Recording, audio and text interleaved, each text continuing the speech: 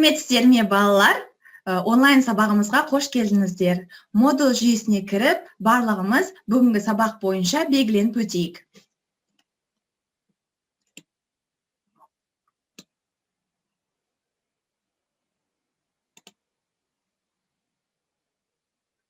Жақсы, өте керемет. Барлық бала толық қатысып отыр екен. Бұл да бір жақсы көрсеткіш. Бүгінгі сабағымыздың тақырыбы CSS тілінде құжаттарды құру және түзету. Сабақтың мақсаты CSS тілінде құжаттар құруды және түзетуді үйрену. Енді біздің сабағымыз бүгін ерекше сабақ, семинар сабақ болып табылады. Сіздерге алдын ала жадынама беріп қойған болатынмын. Бұл жерде семинар сабақтан бағдарламасын, қолданатын ресурстар мен әдебиеттерді презентация құру және қорғау бойынша кеңес те бердім. Сауалнама бойынша топты 3 топқа бөлген болатынмын. Бірінші топ графикалық дизайнерлер тобы, екінші топ DM операторлар тобы және үшінші топ веб дизайнерлер тобы. Бүгін біздің сабағымыз ерекше деп атап өткенімдей, сабағымызда мотиваторлар қатысады. Оның ішінде жас мамандар WordSkills Россия 8-ші халықаралық чемпионатының веб-дизайн құзыреттілігі бойынша 2-ші орын жүлдегері, колледжіміздің 3-ші курс студенті Потешкина Татьяна сабағымызға қатысып отыр. Және де колледжіміздің 2010 жылғы түлегі, Ренессанс курс академиясының құрушысы, Алматы технологиялық университетінің веб-сайт менеджері Серқұл Аслан да ортамызда. Бүгінгі сабағымызды WordSkills стандарты бойынша бағалайтын боламын. Сол себепті өзімді де ерекше таныстырып өтейін. Қалалық аймақтық WordSkills чемпионатының веб-дизайн құзыреттілігі бойынша бас эксперт педагог Умарбекова Гүлдана Абдекейқызы. Енді бүгінгі сабағымызды біздің мотиватор Потешкина Татьянамен сұхбаттан бастайық. Здравствуйте, Татьяна. Вы меня слышите? Да, здравствуйте, вас слышно. Скажите, пожалуйста, какие языки вы использовали при создании сайта на чемпионате? Так как я создавала не только сайт, мы работали в основном с веб-разработкой. Веб-разработка представляет собой создание того или иного приложения или веб-сайта в интернете. Мы работали с языками HTML, то есть языком разметки, его стилями.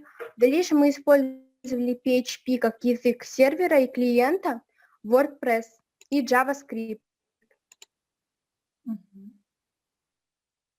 Спасибо. Какое пожелание вы можете сказать нашим студентам? Наверное, верить в себя, всегда стремиться к победам и знать, что нет ничего невозможного, и для каждого человека в мире есть место. Отлично, спасибо большое. Көрдіңіздер ғой балалар, сіздер де осындай жетістікке жетіп, алға ұмтыла аласыздар. Бүгінгі біздің сабағымыздың мақсаты сайт құру болып табылады. Сіздерге сайт визитка, корпоративтік сайт, сайт лейдинг, интернет-магазин немесе ақпараттық сайт құру керек болатын. Және де сіздердің топтарыңызға байланысты өткен тақырыптарға HTML тақырыбы бойынша 5 тақырып, жаңа тақырып бойынша CSS тілінде 2 тақырып ұсынылған. Сабағымыздың бағдарламасы бұл семинар сабақ болып табылады. Біріншісі жоспар немесе тезис берілген, теория бойынша баяндамашылар презентациялары және сайтты демонстрациялау. Топқа өз сөз кезегін береміз. Бірінші топ бізде графикалық дизайнерлер тобы. Құрған сайттарыңызды қорғап бізге көрсетсеңіздер. Барлықтарыңызға саламатсыздар. Біздің бірінші топтың атауы графикалық дизайнерлер. Яғни біз сайтқа байланысты лейдинг сайт, яғни компьютер жөндеу жоспарын құрастырдық. Біз осы жоспар бойынша 6 бүктемелер аштық. Яғни навигациялық элементтер, басты бет, біздің бағыттар, біздің артықшылығымыз, пікірлер және кері байланыс. Және осы жоспарға байланысты сайт құрастырдық. Соны көрсете кетсек. Біздің сайттың жалпы айтатын болсақ, тактайп HTML, яғни HTML 5 нұсқасы арқылы құрастырдық. Бұл біздің сайттың тақырыбы компьютер жөндеу, және бұл компьютер жөндеу тақырыбын қою үшін біз тайтл тегін қолдандық, тайтл тег арқылы жаздық. Ары қарай біздің менюда 5 бағыт бойынша бөлінген, яғни басты бет, осы. Біз басты бетте, яғни 5 бағыт бойынша фото, видео және сайтқа қою үшін image, видео және де body тегтер арқылы жасадық. Біздің бағыттарға келетін болсақ, бұл бағыттарда және құрастырылған Photoshop арқылы жасадық. Бұны да біз image тег арқылы қолдандық. Яғни біздің бағыттар ол компьютер жөндеу, ноутбук жөндеу және моноблок жөндеу. Осы және жазулар бойынша кириллицаны қою үшін біз мета шерс тегін қолдандық. Ары қарай keyword және description тегтерімен біз файлдармен программа арасын құрастырдық. Байланыс орнаттық арасында. Ары қарай жәнегі жол, ұяшық беру үшін TE және TD тегтерін қолдандық. Әрине бізбен бірге бізге байланысу үшін әлеуметтік желілер жасадық, және VK, WhatsApp, Facebook секілді. Оларды біз image тегі арқылы қолдандық. Біздің артықшылықтарға келетін болсақ, Ақпейіл. Келесі бізде біздің бағыттар, яғни ол HTML Link Center тег арқылы жасалынды. Және де оның астында суреттер, яғни суреттер IMG SRK тег арқылы жасалынды. Және суреттердің мәні, мысалы компьютер жөндеу, ноутбук жөндеу, моноблок жөндеу, оны біз font size тегі 5 пиксель тегі арқылы жасадық. Келесі бізде пікірлер, яғни бізде көптеген бізге әрбір клиент компьютерлерін сапалы қылып жөндеп береміз, және бізге клиенттер өздерінің отзывтарын қалдырып кетеді. Яғни біздің жұмысты бағалайды. Және осы уақытқа дейін біздің жасаған жұмыстарымыздың көптеген пікірлер болды. Арасында осы пікірлер жазылып жатты. Содан кейін біз клиентпен байланыс аламыз, яғни олар сауалнама толтыра алады. Яғни ол жерде көптеген сұрақтар болады. Аты-жөніңіз компьютер жөндеу керек па, нені жөндеу керек? Мысалы, нені жөндеу керек? Астында ноутбук деген сөз тұрады, ол батырманы бассақ, неше түрлі сөз шығады. Мысалы, моноблок, компьютер, принтер, және бұл сөздерді Option тегі арқылы қолдандық. Және де ең соңғы өшіру, жіберу. Және де бұны P тегі арқылы қолдандық. Жақсы, өте керемет құрылған сайт. Қорытындыға келетін болсақ, біз өзіміздің ойымыздағыдай сайтты жасай алдық, және көптеген кодтарды қолдандық. Мысалы, осы кодтар арқылы, яғни HTML 5 нұсқасы арқылы осы сайтты жасап шығардық, құрастырдық. Бұлардың жазу бойынша шрифттарын беру үшін біз white және height тегтерін қолдандық. Осылайша өзіміздің сайтымызды құрастырдық. Жақсы, жарайсыңдар. Бірінші топ графикалық дизайнерлер, өте жақсы құрылған сайт. Келесі топ, екінші топқа сөз берейік. DM операторлар тобы. Демонстрация экранына жасап, өздерінің сайттарыңызды қорғасаңыздар. Саламатсыздар ма? Біз DM операторлар тобымыз. Біздің проект ол интернет-магазин болатын. Біз интернет-магазинімізді жасау барысында бірнеше ұстанымдарды ұстандық. Ол ең бірінші әрине ол клиентке ыңғайлылық және артық ештеңе болмауы. Соған байланысты міне сайттың сол жағында көріп отқандарыңыздай навигационный меню орналасқан. Ол жерде өзіңізге мысалы қажетті бейне карта, процессорлар, аналық тақшаларды таңдап ала аласыз. Және ол сізге қиындық тудырып жатса, белгілі бір модель іздеу керек болып жатса, онда ең жоғарғыда іздеу строкасы бар. Сол жерге өзіңізге қажетті мысалы бейнекартаның моделін жазып, бейнекартаны тауып алуыңызға барлық мүмкіншіліктер жасалған. Мысалы қазір көрсетеді.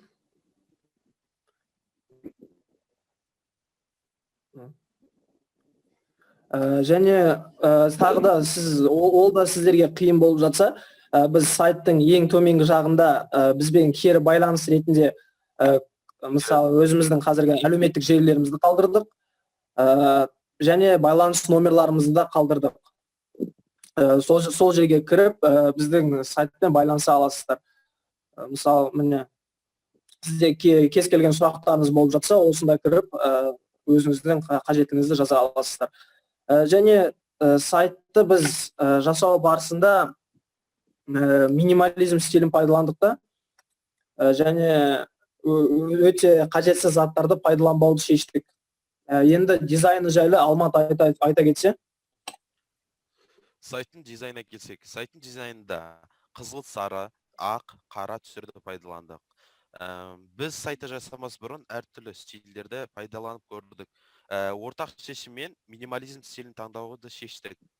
Бұл стильді таңдаудың басты себептері ол біріншіден қолайлылық, екіншіден қажетсіз элементтерді пайдаланбауды шештік. Ол ақберді айтып кеткендей сатып алушыға өзіне қажет тауарды тез әрі ыңғайлы сатып алуына жағдай жасадық. Және де осы сайттың логотипіне айтып кетсек, ол сайттың логотипіне ол бірден адамның есінде қалатындай жасауға тырыстық. Ол Әлбек, енді жалғастыра бер кодтарды. Жақсы. Мына жақта сендер құрған кезде бірінші жоспарды майндмейпинг интеллект картасы арқылы құрдыңдар ма? Қалай? Жоспарды майндмейпинг, иә, осыны көрсетіп айтып өтсеңдер. Жақсы. Таныстар ма, менің атым Әлбек болады, және де мен сіздерге қазір осы сайттың код жағын түсіндіріп көрсетіп кетемін. Мінекей, мен бұл сайтты HTML және де CSS веб тілдері арқылы жасадым. Бұл кодтың основасын HTML тілінде жасап, оның түрін өзгертіп, әдемірек қылып, CSS қосымша тілін қолданған болатынмын. Мінекей, артикл код арқылы мен осы сайттың денесін жасадым, және де оның ішіне бүткіл осы блоктарды кіргіздім суреттермен. Header тег арқылы мен үстіңгі мына бөлікті жасадым. Және де басқа да қосымша тегтерді қолданып, лого суретін және де поисковая строканы қосқан болатынмын. Сол жақтағы менюді мен бөлек блок, класс, panel бір арқылы жасаған болатынмын. Жақсы, рахмет. Өздерің құрғандарын көрініп тұр. Келесі сөзі үшінші топқа берейік. Бізде үшінші топ веб дизайнерлер тобы. Жарайсыңдар. DM операторлар тобы. Үшінші топ, демонстрация экрана жасай аласыздар ма? Саламатсыздар ма? Біздің топтың аты веб дизайнерлер. Және бізге берген тақырып ол веб разработчик тақырыбына курстар құру керек болатын. Және біз соған байланысты сайт құрдық. Ол сайттың аты курс. Және біз өзіміздің сайтымызды құрған кезде HTML және CSS тілдерін қолдандық. Ең алдымен қолдануымыз кезінде біздің ойлап қарағанымыз ол осы біздің курстарымыз қолданатын пользовательдің ыңғайлылығы. Сондықтан бізде онлайн курстар болады және онлайн курстарда бізде тәжірибелік жұмыстар болады. Тәжірибелік жұмыстарда ол мұғалімдермен бірге істеп, өздерінің алған білімін сол моментте тексере алады. Және біздің сайттың ең ыңғайлылығы ол онлайн және қалаған уақыттан қалаған жерден кіре аласың. Ары қарай сайттың дизайны туралы Нұрсұлтан айтып кетеді. Саламатсыздар ма? Оқумен, біліммен ассоциация жасалатын ең бірінші түс ол көк пен ақ түс деп ойлаймын. Өзім сондықтан да сайт көк және ақ түсті өзінің тірек ретінде алып жасалған. Және де сайтта да бізде де ешқандай артық элементтер, ешқандай басқа да окна шығатын ондай жоқ. Сайтта бізде минимализм стилінде жасалған. Сондықтан да көзге өте жағымды көрінеді. Және де сайт жасау кезінде бізде өзімізге ыңғайлы болу үшін ең алдымен әрине HTML тілінде біз сайтты бірнеше бөлікке бөліп алдық. Ол бөлікті section class тегі арқылы бөлдік. Сол арқылы біз өзімізге сайт жасауды өте ыңғайлы және эффективный қылдық. Мысалға section class, мысалы каждый элементтерге осылай section class тег арқылы бөліп алдық. Мысалға осы алдымызда көрсетіп тұрған бір элемент ол бір главаға жатады. Және де section класстың ішінде бізде div класс теги бар, ол бізге қандай мүмкіндік береді. Яғни бүкіл сайттың стиліне тиіспей, тек қана осы берілген секцияда ғана өзінің стилін қолданады. Яғни div классқа жазған біздің стиль, шрифт, түс, басқаның барлығы тек қана бір ғана секцияға қолданылады.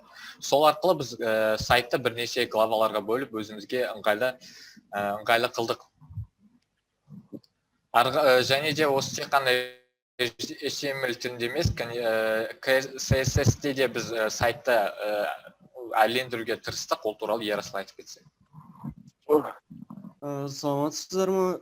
Мен осы сайттың CSS бөлігі жайында айтып кететін болсам, біз бұл сайттың CSS негізі ол HTML-ға қасына стильдарды қосу үшін беріледі. Біз бұл жерде Техномаг сияқты біз де бұл жерде минималистиканы қолдандық. Бұнда CSS кодты алатын болсақ, бұл жерде CSS код біздің HTML страницамызды дополнять етеді. Сіздерге қазір пример ретінде көрсетсем. Біздің CSS кодымызды алып тастайтын болсақ, жай ғана HTML-да сайтымыз мынандай күйге енеді. Ал біз бұған қайтып CSS-ті қосып қоятын болсақ, ол өзінің қайттан әдемі күйіне әп-әдемі болып шыға келеді.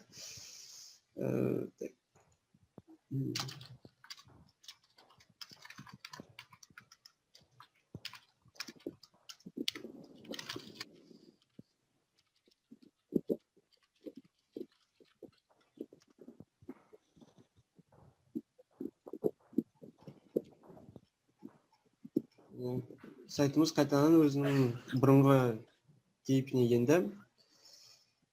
Біз сайттың дизайнында көбінесе көк түстерді қолдандық. Және де оны біз қазір неге қарайтын болсақ, мұнда CSS кодтан қарайтын болсақ, сол көк түсті басында CSS кодта да жазып кеткенбіз. Мұнда болды. Назарларыңызға рахмет. Қорытындылайтын келетін болсақ, біз минималистиканы қолдандық, және біздің ең басқа топқа қарағанда біздікі көбінесе обучениеға келгендіктен бізде сайттарды разделдарға бөлмей бір ғана бет сайт қолдандық, және астында өзіміздің реквизиттарымызды қалдырып кеттік. Сосын кім оқығысы келеді, өзіне заявка тастап кетеді. Сол заявка тастау арқылы біз оны қараймыз және оған жауап бере аламыз. Сондықтан менің ойымша біздің сайтымыз өте ыңғайлы болып келеді. Осымен бітті. Жақсы, рахмет. Сіздер интеллектуалды карта арқылы жоспар құра алдыңыздар ма? Майндмейкер арқылы. Біз құрадық, бірақ біздікі көбінесе бізде бір бет сайт қана болғандықтан біз разделдарға бөлмедік. Сондықтан біздің ойымызша жоспар бар, бірақ басқалардікіндей емес та. Бірақ негізінде осы мейкерден құрадық. Жақсы, жарайсыңдар. Енді келесі осы біздің сайттарымызды бағалап, пікір қалдыру үшін келесі сөз кезегін Серікқұл Асланға берсек. Саламатсыздар, Омарбек Богдан. Жалпы сайтты ұнады, өте жақсы, молодцы. Бұлайнан сайт жайында пікірімді айтып өтетін болсам, бірінші сайт көріп тұр, жасалғандар, өздері жасағандары, молодец. Кішкене HTML-де жасаған, таза HTML-де жасаған көріп тұр. Енді кішігірім дизайн жағын жөндесе, енді только тек қана цветтерін былай келтірсе, былайнан бәрі жақсы, молодцы. Екінші сайт тоже минимализм дейді. Бірінші сайтта маған ұнағандары жаңағы клиенттермен, яғни клиенттерінің отзывтары, әр клиенттің отзывы бар, және клиенттермен байланысы жақсы, және клиент өзі жай байланыса алмайды, еще заказ бере алады деген сөз ғой. жаңа қандай ноутбук бұзылып қалды сол арқылы. Екінші сайт тоже жақсы, минимализм. Ауыр емес, тез жұмыс істейді. Тоже байқалып тұр өздері жасалғаны. Ұнады. Үшінші сайт тоже минимализм. Жақсы жасалған. Үшінші сайтта жаңа кодтан қарап отырмын. JavaScript код пайдаланған. JavaScript, CSS көп пайдаланған. Молодцы, осылай үйренесіңдер. Жақсы шыққан сайт. Рахмет пікіріңізге. Енді балалар, сендерді критериалды бағалайтын болсам, бірінші топ графикалық дизайнер тобы 88 балл, екінші топ DM операторлар тобы 86, үшінші топ дизайнерлер тобы 98 балл жинады. Енді балалар, кері байланыс рефлексия жасап өтейік бүгінгі сабағымыз бойынша. Ол үшін Microsoft Forms'та жасалған форманы сіздерге жіберемін WhatsApp арқылы. Соған кіріп, барлығымыз бүгінгі сабақ бойынша не үйрендіңдер, не түсінікті болды, сол бойынша кері байланыс жасаңыздар. Бүгінгі енді статистикаға жүгінетін болсақ, сайт құрылысын құра аласыздар, және де сайт құруды HTML, CSS тілдерін қолдана аласыздар. Сайттың дизайнын Photoshop'та құрасыздар. Енді бүгінгі сабағымызды қорытындылайтын болсақ, сіздер бүгін сайт құрылысын құруды, яғни HTML арқылы дизайн беруді үйрендіңіздер. Үй тапсырмасын жазып алыңыздар. Модуль жүйесі видеолекцияны көреміз. Видеолекцияда берілген тапсырмаларды орындаймыз. Барлығы сіздерге модуль платформасында салынған. Түсінікті. Материалды бағалау бойынша бағаларын модуль платформасына да салынатын болады. Осы жерде барлық видеолекцияларды көріп, тапсырмаларды орындап, модуль платформасына салатын боламыз. Осымен сабағымыз аяқталды. Сау болыңыздар. Сау болыңыз. Сау болыңыз.